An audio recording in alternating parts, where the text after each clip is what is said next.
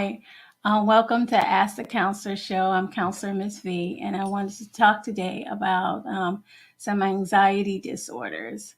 A lot of times, anxiety comes from different types of things. You can be born with it.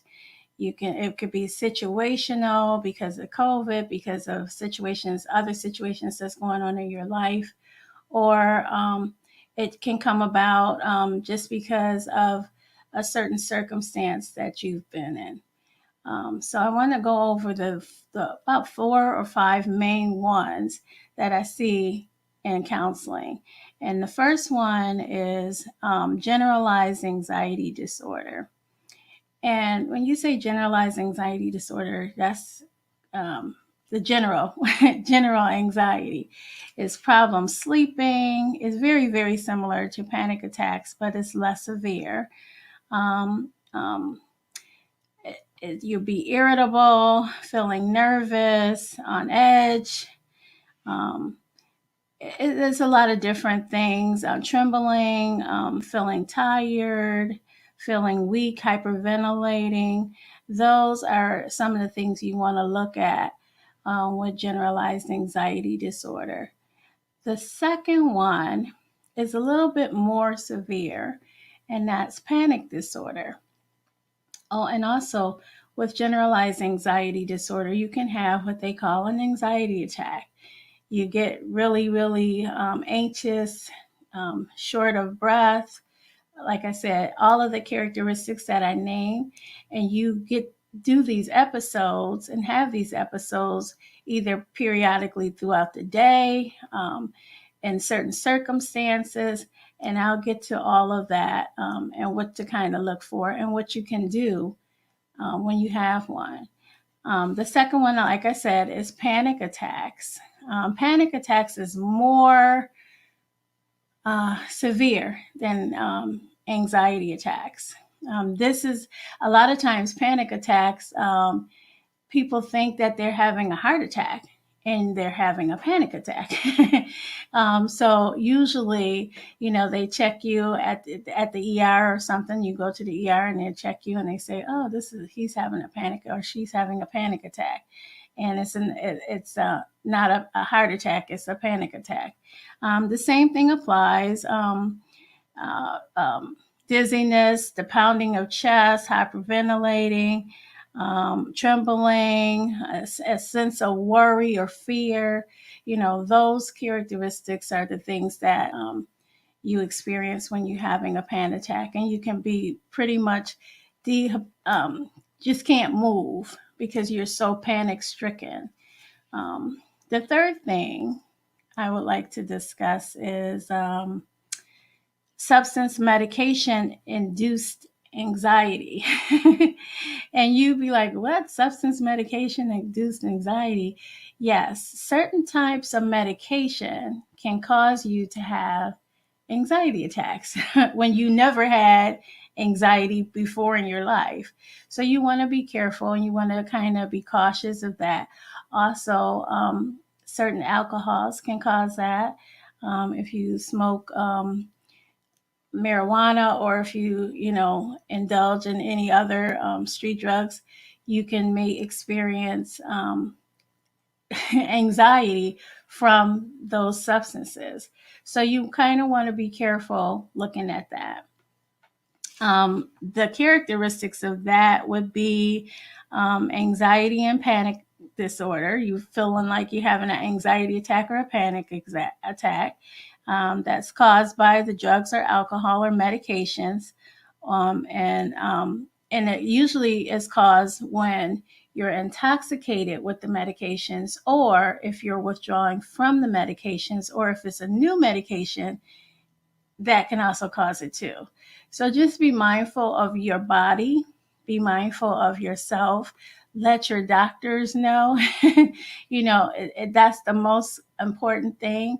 You may be on certain medications for a while, and then next thing you know, he switches it, and now you're feeling panicky and shaky or nervousy. Let him know or let her know, this medication is doing this to me and I've never had that before. Don't just shun it off as, whatever. if it doesn't make you feel right, then let somebody know, that this was not the case before. Agoraphobia. Because of COVID, um, a lot of people have been in the house, and agoraphobia is fear of leaving your house, fear of being in closed areas, fear of using public transportation, fear of shopping with others. You want to shop with others, or you don't want to go by yourself. Um, Fear in closed places. Did I say that already? But you just want to be mindful of that. And because we've been in this COVID era, this is the new norm for everybody, especially if you have pre-existing conditions. So you're very, very mindful of, I don't want to be around nobody, because maybe you've had the shot, maybe you haven't had the vaccine. You're just still mindful. And a lot of times, because of COVID, people are relying on DoorDash. People are relying on, what is it, Instacart. And that's, those, believe me, those are very, very good services. I'm not saying anything about, negative about those, but I'm just saying in regards to that, people are not getting out. People are not being social. People are kind of staying within themselves. So you might see now, since the things are opening up, people are still very like, I don't want to go out. And that may be, a start of being agoraphobic. So you want to kind of look at that, reevaluate that, and, talk to somebody about that. And then you say, well, how can I talk to somebody? Well, how can I find out if I have, and these are just the 5 that I've basically seen in practice, and that's very, very relevant to our community. The way you can find out is you have to have assessment. And who do you get an assessment from? A therapist, okay, a mental health therapist, a substance abuse therapist, or a clinic, mental health clinic, substance abuse clinic, and you get assessed. Then they'll give you a diagnosis. And that diagnosis, will definitely interpret what's going on with you, and a lot of times they'll want to link you with counseling. It's a good thing, because if you don't feel comfortable going into the clinic or something, they have counseling now that you can do via telephone, via Zoom. A lot of those services, you don't have to go into the office. You can do, those services right at your comfortable at your home, but just make sure that when you do engage in those services, you're in a quiet place. You're not being distracted by the television, not being distracted by the kids, or not being distracted because that's basically your time to kind of work on yourself and kind of give the counselor what they need to make a good diagnosis and a true diagnosis. As far as diagnosis and prognosis, a lot of times people be saying, oh, the prognosis is some of mental health diagnosis can be treated with counseling. Yes, it can be treated with counseling only, and that's fine. I mean, I'm a mental health therapist. I have my master's degree, some credits towards my doctorate. However, I can prescribe medication. So I would talk to your doctor and let him know or her know what your diagnosis is. And, she can prescribe the medication for you. But a lot of times they want a psychiatrist to do that. So you partner with a psychiatrist and let the psychiatrist prescribe medication for you. Some people are very, very resistant regarding medication, and that's understandable. And with counseling, you basically are dealing with some issues that you have to correct to move forward. So medication may not be in play. But if it is, if they suggest medication, be open to it. That's not saying that you have to take it for the rest of your life, because a lot of people be like, oh, I don't want to take any medication. I'm going to be on this for the rest of my life, or I'm taking already other medications. And, you know, those medications coupled with these medications is not going to be good for me, and this and that and the third. No, you don't have to be on it for the rest of your life. You can ask for a mild dose, see how that works, just to get you over the hump. And if it works, great. And then, or if if it needs to be increased, let them increase it. Get you over the hump, address what you need to address, get you stable, and then after a while, trickle you down. Don't just stop, because a lot of times clients stop taking it after they feel better. Just like in the medicine world, the doctors say, "Oh, here, take an antibiotic," and you take half of it, and it may be for 2 weeks. And then you say, oh, I feel better, so I'm not going to take the other half. So you stop taking it. No, you don't do it like that. You take the whole thing. And then once the doctor reevaluates you, or, whomever reevaluates you, then trickle down, because you don't want to be on medication. So that's the way to go. Don't just stop any medication. Let's see. When you are looking for when you are diagnosed with something, like I said, I told you the channels that you do when you go get diagnosis and an assessment first, and then they give you a diagnosis. Remember, you find when you go into the clinic or when you go into an online practice, you are assigned a HIPAA form. And that HIPAA form protects you as the client. So make sure you sign that, because I don't care if your counselor is somebody you know, if your counselor is your neighbor, if your counselor is your church member, or your friend of a friend or whoever. That HIPAA form protects you, and they can't disclose anything that you say in session to anybody else. If I don't care if you bring your child to counseling, okay, and you say, well, I brought my child to counseling. What's going on in counseling? We can't tell you what's going on in counseling. We can only say she's addressing her, or he's addressing his issues. That's it. Especially if they're over the age of, I think 12. We can't tell you anything. We can't even tell you if they're 5 what they say in counseling.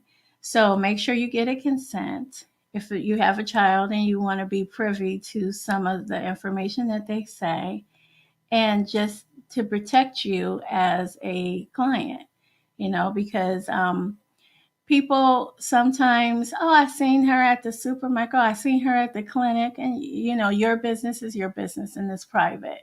So a lot of times people shun away from counseling because they don't want to be looked on a certain way, or don't want to be judged a certain way. But it's okay.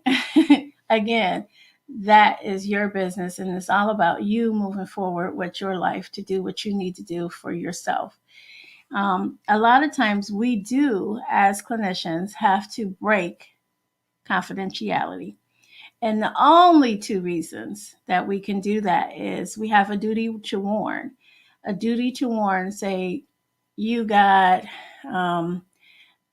very, very depressed and you was trying to harm yourself. That is when we can break confidentiality, because we don't want you to harm yourself. So we have a duty to warn. So we need to contact the police or contact somebody saying, okay, I think blah, blah, blah is about to hurt himself. So can you go over and do a safety check? Or, you know what I mean? Can you, or contact a family member or whoever was your emergency contact? We'll contact that person and, let them know that you're not in a good space. And the second thing is, if you threaten to harm somebody else, You can be pissed off till the cows come home. You can say what you want, but if you have a firearm and you say, I'm going to blah, blah, blah, this person, we have to, by law, warn that person or warn that individual. And that will be the second reason to break confidentiality. So just keep that in mind.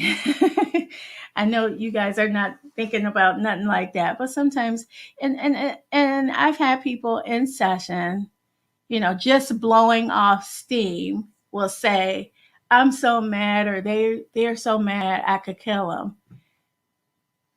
Once you develop a relationship with a certain person and they say certain things like that, if their intent is to go out and kill them or they're just blowing off steam. So you have to use your own judgment in regards to that. So, so that's basically those two reasons are the only reason that we can break confidentiality. So when you say, I went over prognosis already, I went over agoraphobia, and I went over the other things. What would you be looking at for? A lot of people came to me and was like, oh, I've been in a certain amount of counseling agencies for years, and these people and those people don't help me, and I'm really tired. I'm really, really frustrated. And, one, you want to look at your therapist's credentials. You want to make sure that they have at least a master's degree. You want to make sure that you have a relationship with that therapist. Because if you're coming in and you're guarded, I'm not going to be able to adjust anything with you. If you're coming in and you're not open to working on your issues, then we're not going to be able to do any work in session. If you're coming in and you already have a pre-existing thought that you're not going to be able to help me, then you might as well just keep walking because it's not about me, it's about you. You have to feel comfortable, one, with your therapist. You have to be open to the process of therapy. It's not just one or two sessions.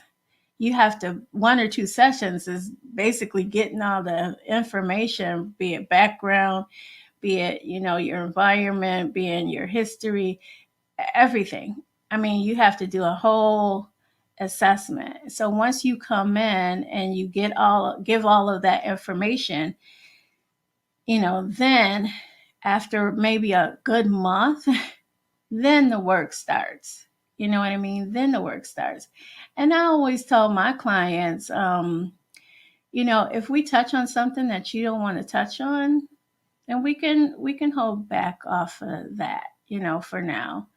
But, and just proceed with the here and now, the problem at hand, and that's totally up to your therapist, but a lot of times, coming into clinics, people try to,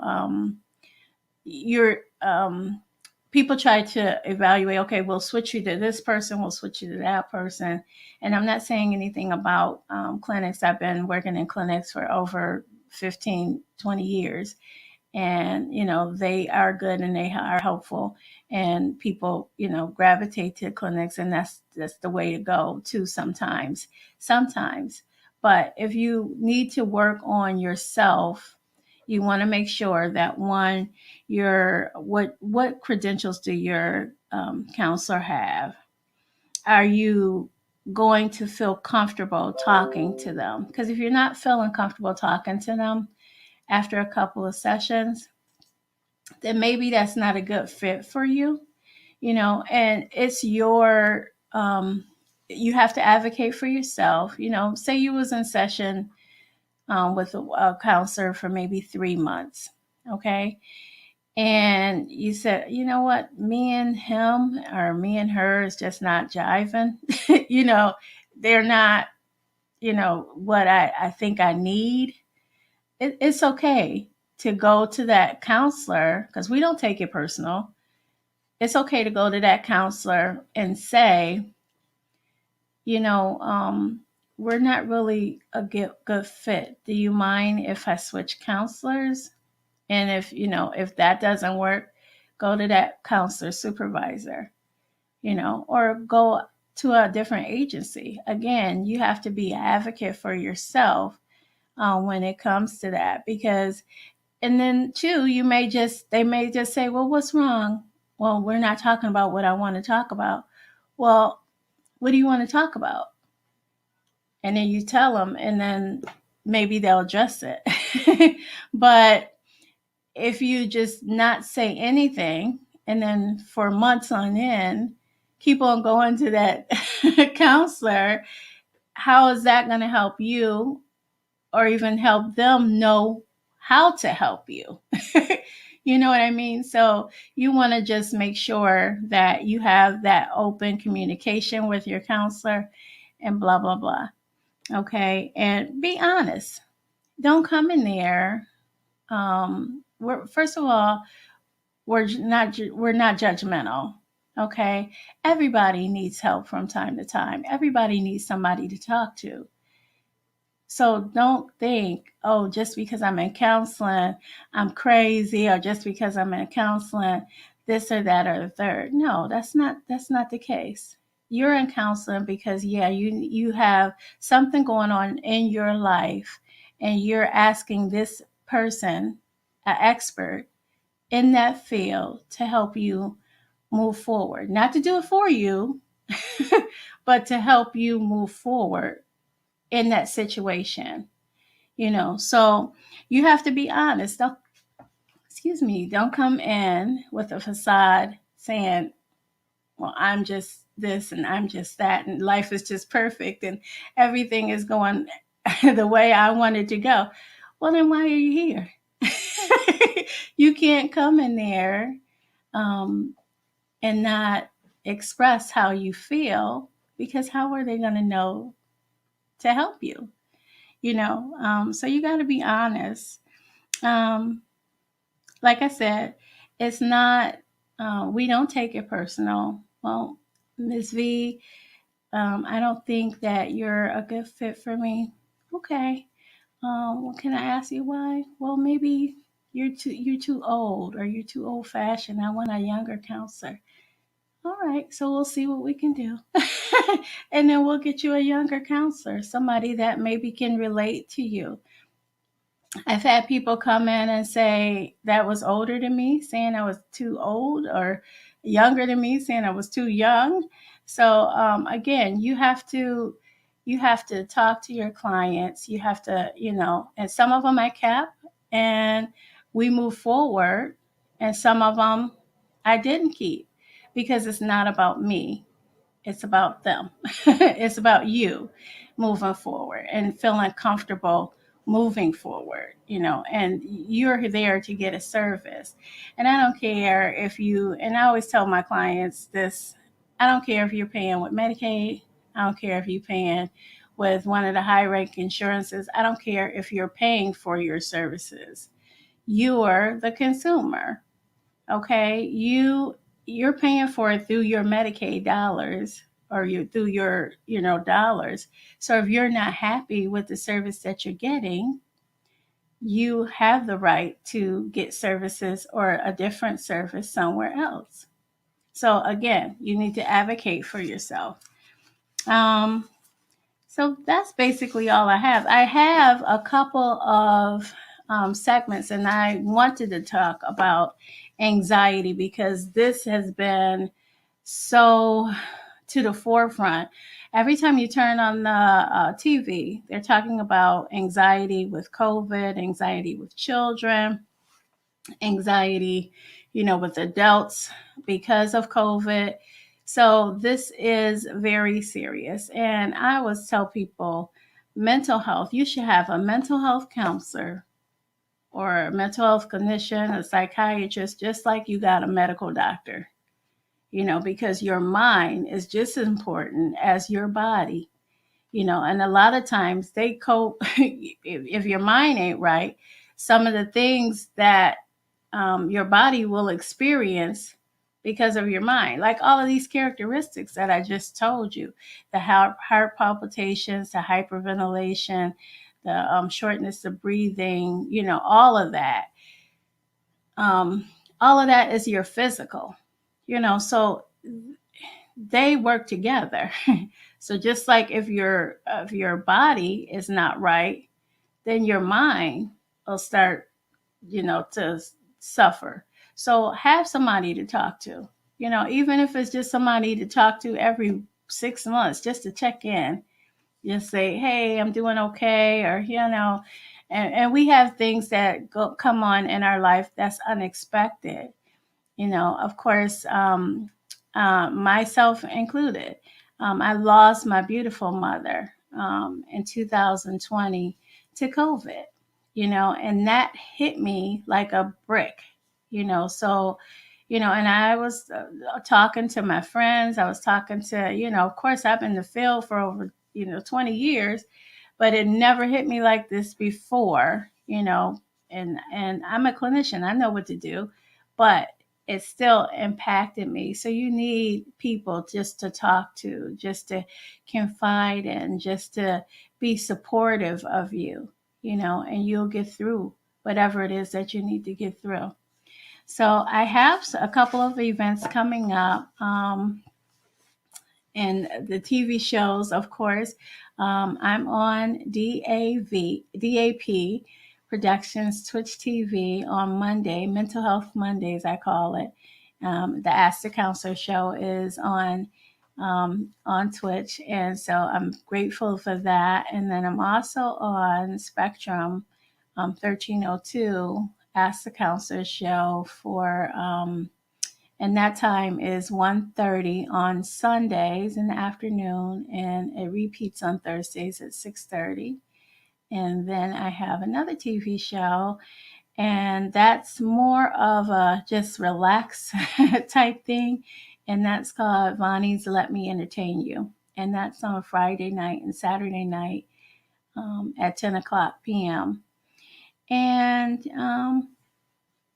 let's see. Oh, and then I have a paint in therapy, and that's being hosted July 30th from 6 to 8. Call me, or let me give you my email number, because call me for further details. And again, that's 6 to 8, July 30th. And my email address is mhcmsv,